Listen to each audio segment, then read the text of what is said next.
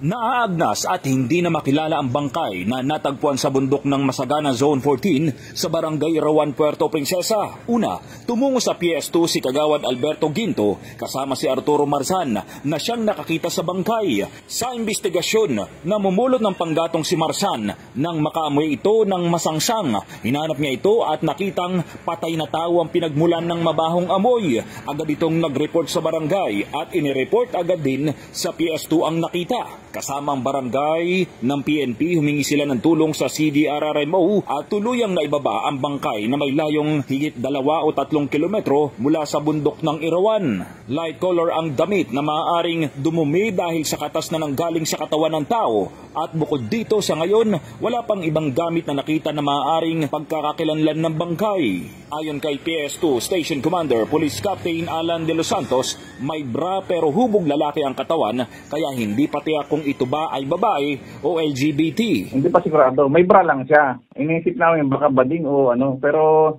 kasi yung build ng katawan niya, initial dun sa mga ano, ang unang pagkaalam namin diyan, lalaki talaga. Kasi lalaki ano? Katawan. Oo. Saka hindi kasi ma-identify sa buhok dahil yung buhok niya nalaglag na, nagdas na. Sa ngayon, patuloy pa itong iniimbestigahan dahil palaisipan pa kung bakit doon sa malayo at bukas ang PNP sa iba pang motibo sa pangyayari. Pansamantalang nasa Puerto Princesa City, New Public Cemetery ang bangkay at hinihintay pa ang soko at pamilya sakaling may makakilala dito. Gerald Gales, Basta Radyo, I-Bandera Mo.